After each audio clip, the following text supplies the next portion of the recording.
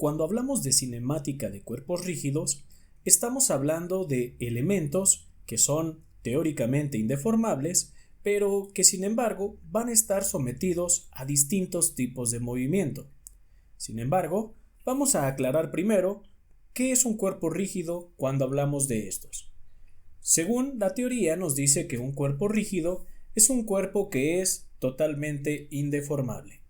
Eso quiere decir que no va a cambiar la longitud durante su operación. Por otro lado, también es importante mencionar que hasta ahorita, en el estudio de la dinámica, se han estado analizando solamente partículas. Es decir, se han estado analizando puntos. Si nosotros analizábamos un autobús, un cohete, un barco, todo esto lo esquematizábamos a través de un punto, como si fuera una partícula. Sin embargo, en el momento en el que nosotros comenzamos a hablar de cuerpos rígidos, entonces empezamos a sobresalir la geometría del elemento. ¿Qué quiere decir? Que si ahora nosotros vamos a analizar un avión, un barco o un automóvil, su geometría va a cambiar o va a influir en los resultados que nosotros obtengamos. Cosa contraria con lo que habíamos visto hasta ahorita, que todo lo veíamos como si fuera una partícula y no ahora como si la geometría realmente influya en el resultado final. Para comenzar a analizar este tipo de cuerpos rígidos, que generalmente un ejemplo muy claro son los mecanismos, podemos definir tres tipos de movimiento. En la parte superior izquierda, en la primera ilustración, nos vamos a encontrar con el primer tipo de movimiento que nosotros vamos a analizar. Este movimiento es el que nosotros conocemos como movimiento de traslación y se caracteriza por algo muy simple que nosotros podemos ver aquí en la ilustración.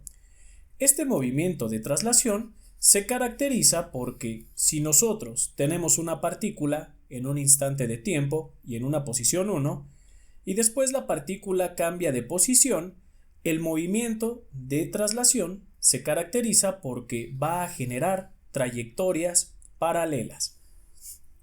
Aquí nosotros podemos apreciar que se dibujó la trayectoria de la posición 1 a la posición 2. Lo mismo se hizo con la siguiente trayectoria de la posición 1 a la posición 2. Y podemos apreciar que estas trayectorias son paralelas entre sí. Ahora bien, vamos a ver otro tipo de movimiento que se llama movimiento de rotación. ¿Y qué tiene como característica este movimiento de rotación? Se caracteriza porque va a tener siempre un eje fijo, que va a ser el eje de rotación, y alrededor de él va a existir alguna rotación. Tal como se puede apreciar aquí en la ilustración, vamos a ver que la letra A está girando alrededor de este eje de rotación. Sin embargo, mientras A gira alrededor, el centro, que es el eje de rotación, va a tener una velocidad de 0. Por eso se caracteriza la rotación, por tener un punto fijo, que es el eje de rotación, y por tener un punto móvil, que es el elemento que se encuentra rotando en ese instante de tiempo. Sin embargo, vamos a darnos cuenta de que en la realidad hay elementos que tienen rotación más traslación. Tal es el caso de este eslabón que nosotros podemos apreciar en esta ilustración. ¿Y qué vamos a tener entonces? Pues entonces nosotros vamos a ver que este elemento va a estar sometido a una rotación, pero también va a estar sometido a una traslación. Si ustedes observan, los extremos de este elemento se trasladan a través de una línea recta, pero a la vez de que existe esta traslación, el eslabón también va a empezar a rotar, y va a empezar a rotar quizá en una dirección como esta que se muestra en la pantalla. Entonces, eso quiere decir que este elemento tiene una rotación más una traslación, y a este tipo de movimiento le vamos a llamar como movimiento plano. Así es, el movimiento plano se caracteriza porque vamos a tener componentes de posición, velocidad y aceleración o más bien de velocidad y de posición en un plano, es decir, en dos dimensiones. Y ese es un ejemplo práctico. También nosotros podemos ver que tenemos un trompo. En la última ilustración nosotros tenemos un trompo en el cual podemos apreciar que ese trompo va a estar sometido a un movimiento general. En este caso va a tener una traslación porque se va a trasladar en todo este plano, pero además va a tener una rotación.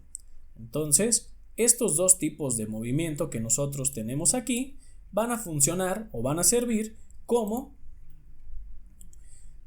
movimientos planos. Entonces, continuando con este principio, vamos a ver cómo funcionan las velocidades en un movimiento plano. Nosotros aquí podemos apreciar la figura de un aerogenerador, el cual tiene una velocidad angular, la cual nos la están indicando con la letra de omega. También, a la hora de que este elemento está rotando, en un instante de tiempo vamos a tener una velocidad, que por cierto, mucha atención. Esta velocidad que nosotros vamos a tener es una velocidad lineal, mas no una velocidad angular. Recuerden que la velocidad angular, representado en esta ocasión con omega, va a tener la característica de que está en radianes sobre segundo. Sin embargo, también vamos a ver que esta velocidad va a estar en función de metros sobre segundo o pulgada sobre segundo. También es importante mencionar que esta velocidad nosotros la podríamos conocer porque a partir del centro de giro vamos nosotros a tener una distancia que es perpendicular al elemento.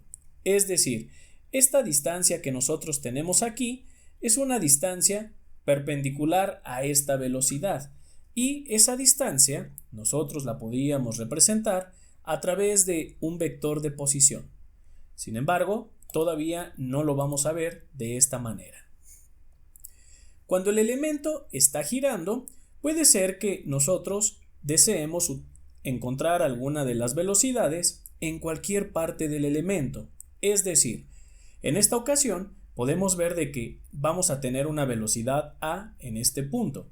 A lo mejor podríamos tener una velocidad B en este punto que nosotros tenemos aquí, con la característica de que esta velocidad B también tendría un vector de posición perpendicular a esta velocidad y que se dirige del centro de rotación hacia la velocidad.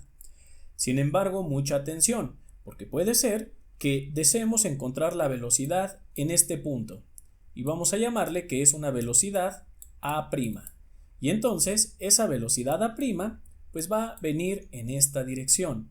Sin embargo, mucho cuidado, porque esta velocidad A' va a tener un resultado distinto a esta velocidad que teníamos inicialmente como A. ¿Y de qué va a depender esa diferencia de velocidades? Pues bien, va a depender del vector de posición a partir del centro. Crean que entre más nos alejemos del centro de rotación, las velocidades van a ser mayores. Mientras más nos acerquemos al centro de rotación, las velocidades van a disminuir. Eso quiere decir que la velocidad en este centro de rotación va a tener un valor de 0. Y como ya lo habíamos dicho, si un elemento se encuentra solamente en rotación, se caracteriza porque uno de los puntos de ese elemento tiene velocidad de 0 y el resto pues iba a tener una velocidad. Entonces, la velocidad de 0 en este caso se encuentra en el centro de rotación y conforme nos vamos alejando, la velocidad va a ir aumentando. Sin embargo, no se vayan a confundir con lo siguiente. La velocidad angular en todo el elemento es la misma. Es muy común que los estudiantes de ingeniería confundan la velocidad angular con la velocidad lineal, o también la podemos conocer como velocidad absoluta en este caso. Entonces, recuerden, la velocidad angular es la misma en cualquier punto de las aspas del aerogenerador. Sin embargo, la velocidad lineal va a variar ¿Y cuál va a ser esa variación? Pues va a estar en función de la distancia que hay de la velocidad o del punto donde nosotros deseamos encontrar esa velocidad con el eje de rotación.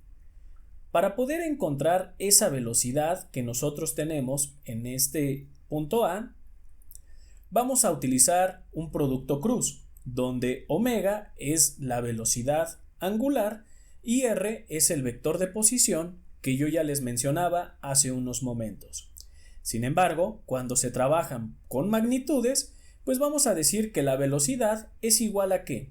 Es igual a la velocidad angular por la longitud o la magnitud de ese vector de posición. Pero atención, para poder utilizar esta condición, como lo acabo de mencionar, es necesario que la distancia, o mejor dicho, el vector de posición, sea perpendicular a la velocidad. Si se logra que sea perpendicular a la velocidad, entonces sí vamos a poder aplicar esa ecuación que nosotros ya teníamos previamente. Ahora bien, ¿qué podemos apreciar nosotros de esta ecuación que aparece en la parte inferior?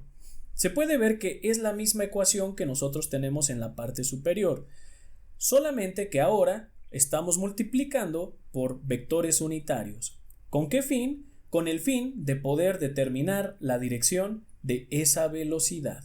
Y entonces, como se puede apreciar, a la hora de nosotros multiplicar el vector unitario k por el vector unitario y, vamos a tener un vector unitario menos j.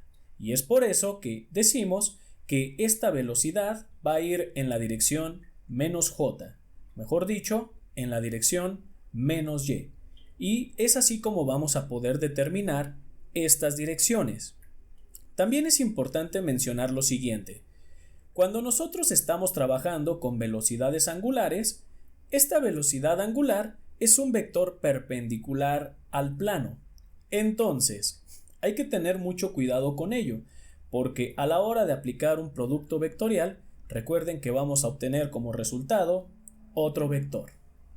Ahora bien, vamos a analizar un poco el movimiento plano, ya que la gran mayoría de los mecanismos y de los elementos en la Tierra están sometidos a movimientos planos. Bueno, no la gran mayoría, pero sí un sinnúmero de aplicaciones.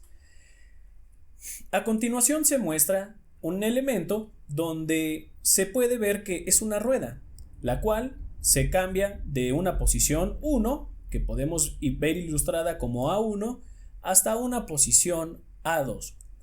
Este es un ejemplo muy práctico, pero muy ilustrativo. ¿Por qué? Porque si ustedes observan, pues la rueda, válgame la redundancia, se movió rodando y entonces, ¿qué pasó aquí? Vamos a desglosar el movimiento que esta rueda acaba de efectuar. Para que la rueda pase del instante 1 al instante 2, tuvieron que pasar dos acciones. La primera es que se tuvo que trasladar, de hecho podemos apreciar que la trayectoria desde 1 hasta 2 es una línea recta y pasaría algo similar desde B1 hasta B1'. Es decir, esta rueda se trasladó, pero también, aparte de trasladarse, pues ¿qué tuvo que hacer? Tuvo que girar. Entonces, la rueda se trasladó, pero también giró para poder ocupar la posición que actualmente ésta tiene. Entonces, ¿qué quiere decir esto? Esto quiere decir que cuando nosotros analizamos un movimiento plano, pues no es otra cosa más que analizar la sumatoria de la traslación más la rotación. Y de este modo es que nosotros vamos a poder determinar este movimiento plano. Para que esto vaya quedando de una manera más clara, vamos a ver. Si nosotros tenemos un movimiento plano, que por cierto, cuando nosotros hablamos de cuerpos rígidos y el cuerpo rígido está sometido a un movimiento, pues eso quiere decir que las velocidades en mientras no se encuentre en traslación, van a ser distintas en cualquier parte del cuerpo. Supongamos que nosotros tenemos un cuerpo rígido como este que se muestra en la pantalla. Entonces, si ustedes observan, vamos a tener que para poder ilustrar este movimiento va a ser necesario que sumemos una traslación, que por cierto, vean los vectores cómo van en la misma dirección, son paralelos. Así funciona la traslación, pero también vamos a representar ese elemento como si existiera una rotación. Y entonces observen, pues eso quiere decir que como el punto A y el punto B de este cuerpo rígido están en movimiento, pues entonces, gracias a eso, decimos que vamos a tener una velocidad relativa. A diferencia, por ejemplo, de esta velocidad en B, donde si nosotros obtenemos esa velocidad en función del punto A, que es fijo, entonces esta velocidad no sería una velocidad relativa con respecto de A, sino que sería una velocidad absoluta, porque recuerden que A no se mueve.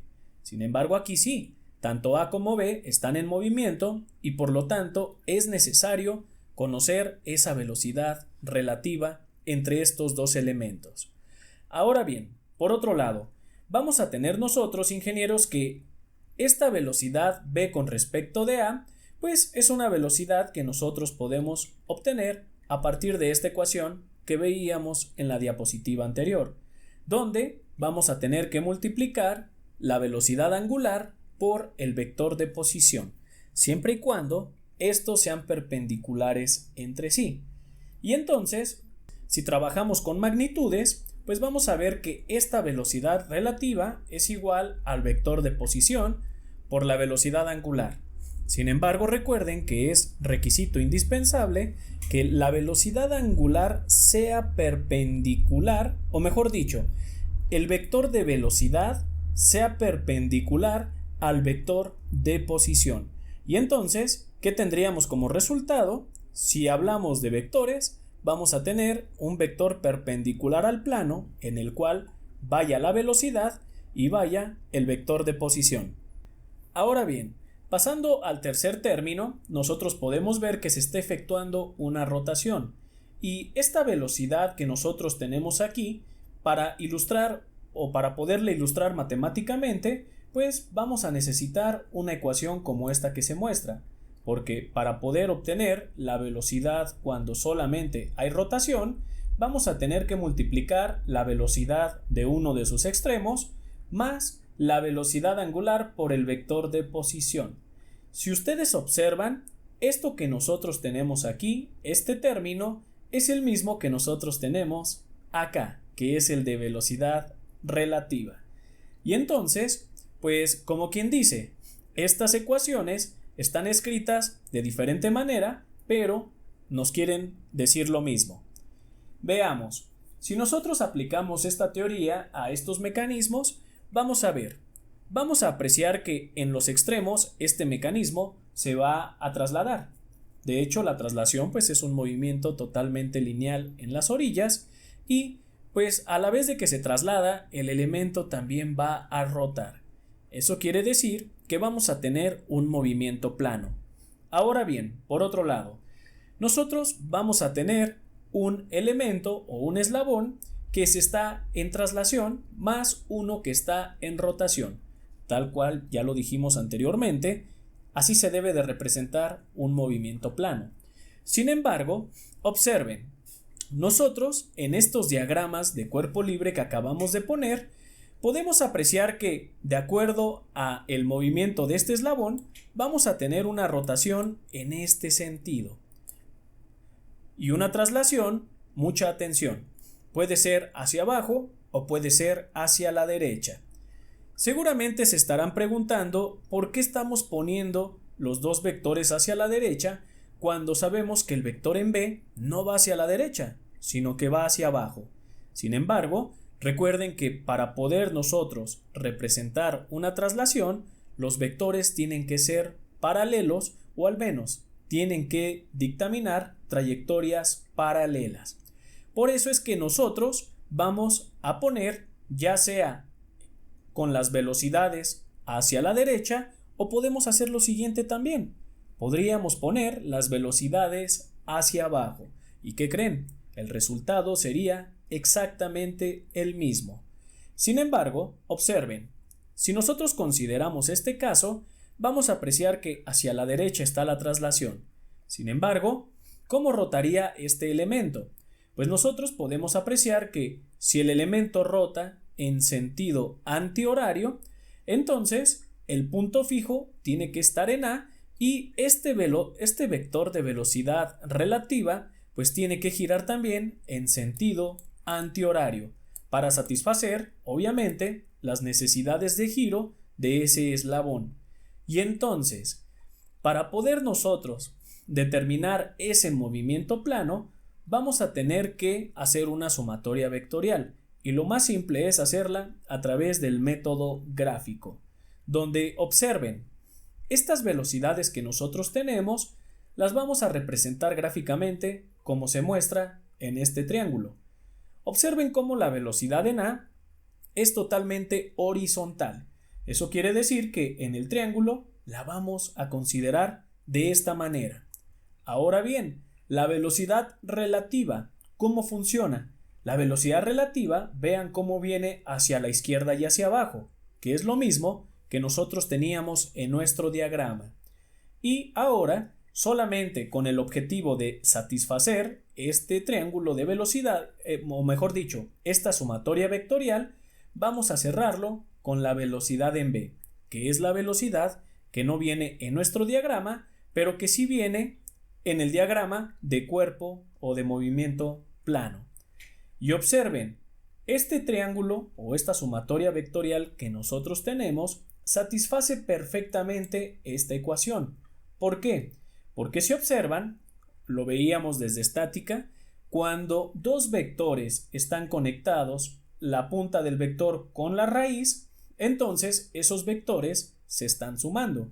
Mientras que si están conectadas las raíces o las puntas, los vectores se estarían restando. Y esto tiene mucho sentido porque vean cómo aquí podemos apreciar que la velocidad en A va a estar sumando a la velocidad relativa, porque la punta de un vector está en contacto con la raíz del otro vector.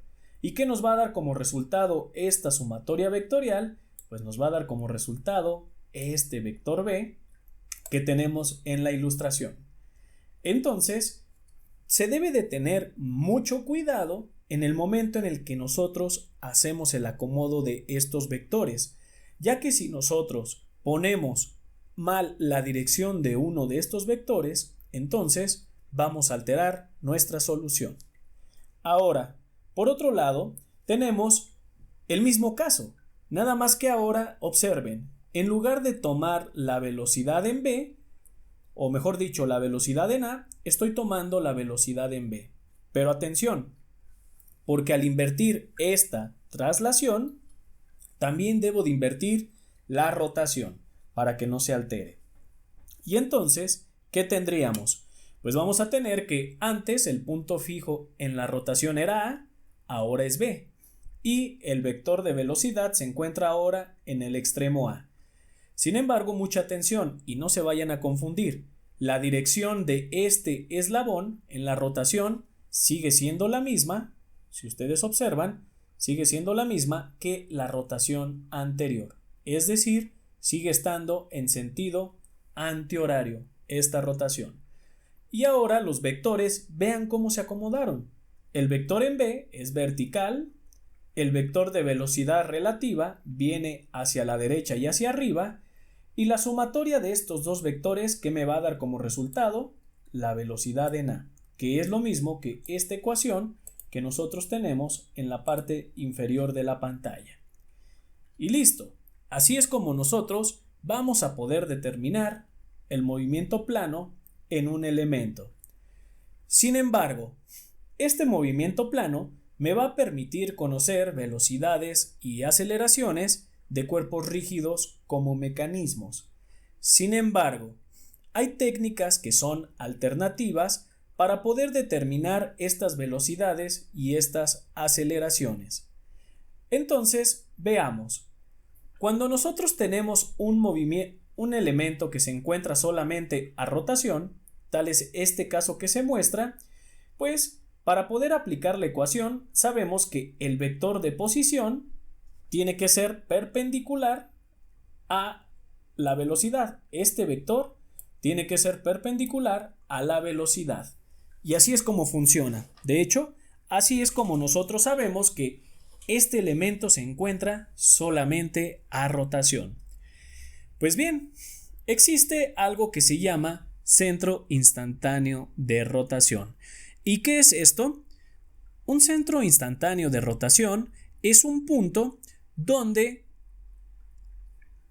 las velocidades, o mejor dicho, en este caso ejemplificando este elemento, es un punto donde el elemento va a tener solamente rotación. Y este punto C, que le conocemos como centro instantáneo de velocidades, cambia de manera instantánea. ¿Qué quiere decir esto? Que si este elemento o este eslabón gira a lo mejor 5 grados, entonces este punto C ya no va a permanecer aquí, sino que ahora probablemente a lo mejor subió, como se puede apreciar, a lo mejor subió y alcanzó este punto de aquí. Si gira otros 5 grados, entonces va a girar este punto que nosotros le vamos a llamar C. En pocas palabras, el centro instantáneo de rotación, que por cierto, por eso se llama instantáneo, porque va cambiando instante con instante, nos va a servir para poder determinar las velocidades en un mecanismo. Entonces, observen, como podemos representar, este centro instantáneo de rotación es un centro en el cual, en este instante de tiempo que se muestra el dibujo, el elemento está girando alrededor de él. Al decir que está girando el elemento alrededor de este punto C, eso quiere decir que si nosotros trazamos un vector perpendicular a esta velocidad y otro vector perpendicular a esta velocidad, pues podríamos nosotros utilizar esta ecuación, ¿en dónde está?, que nosotros ocupábamos, de hecho es esta, para poder determinar la velocidad de un elemento. Entonces, si nosotros conocemos la distancia del centro de rotación a la velocidad, siempre y cuando éstas sean perpendiculares, entonces, sin problema alguno, vamos a poder determinar estas velocidades. Y así es como funciona. Vamos a aplicar trigonometría para determinar ese centro instantáneo de rotación. Pero es muy simple su determinación, ya que para determinarlo basta con trazar líneas que sean perpendiculares a los vectores de velocidad, en este caso en los extremos del elemento, y observen, donde se intersectan estas líneas perpendiculares, entonces en ese punto es donde se encuentra el centro instantáneo de rotación. Y entonces va a ser necesario que yo conozca los lados, en este caso del triángulo que se acaba de formar, con el objetivo de poder aplicar la ecuación y ponerlos estos lados o la magnitud de estos lados como vectores de posición, o mejor dicho, como la magnitud de vectores de posición. Ahora bien, seguramente se estarán preguntando por qué hicimos estas trayectorias hacia arriba y las pudimos haber hecho también hacia abajo. Pues tendríamos el mismo resultado. De hecho, es importante siempre, cuando tracemos las líneas para sacar el centro instantáneo de rotación, verificar hacia qué dirección me es más simple encontrar este centro, ya que no siempre las líneas se pueden intersectar en una dirección o en otra. Sin embargo, si éstas se logran intersectar en una o en otra, vamos a tener el mismo resultado. Pero les digo, no siempre se intersectan en una dirección o en otra dirección. Ahora bien, vamos a entrar al tema de las aceleraciones. ¿Y qué va a pasar con las aceleraciones? Pues que como nosotros tenemos elementos que tienen un movimiento plano, que son los cuerpos rígidos, observen qué es lo que pasa. Vamos a tener una aceleración lineal, como se puede apreciar, pero además, como el movimiento, aparte de llevar una traslación, lleva una rotación, pues entonces va a ser necesario tener una aceleración normal y una aceleración tangencial. Entonces, estas dos aceleraciones lo que van a provocar pues es tener una componente de aceleración resultante. Pero por ahora, lo que vamos a tener, ingenieros, ¿qué es? Pues es una aceleración, que es una aceleración absoluta, y vamos a tener dos aceleraciones, una aceleración normal y una aceleración tangencial. Por cierto, es muy importante definir en qué dirección van los vectores de aceleración cuando nosotros trazamos nuestro diagrama de cuerpo libre. ¿Y a qué se debe esto? Se debe a lo siguiente. Resulta de que nosotros vamos a trazar los vectores de aceleración absoluta en la dirección del movimiento de traslación. Pero cuando nosotros encontremos un movimiento complejo donde nos toque ilustrar estos vectores o este diagrama de cuerpo libre, en la rotación vamos a trazar dos vectores, el de aceleración normal y el de aceleración tangencial. Sin embargo, mucha atención. El vector de aceleración normal siempre va a llevar la dirección del punto donde deseamos encontrar esa aceleración hacia el centro de giro o centro de rotación. Siempre va a llevar esa dirección. Ahora bien, ¿qué pasa con la aceleración tangencial? La aceleración tangencial hay que recordar que se produce por un cambio de velocidades, mientras que la aceleración normal está en función de la velocidad y el radio de curvatura.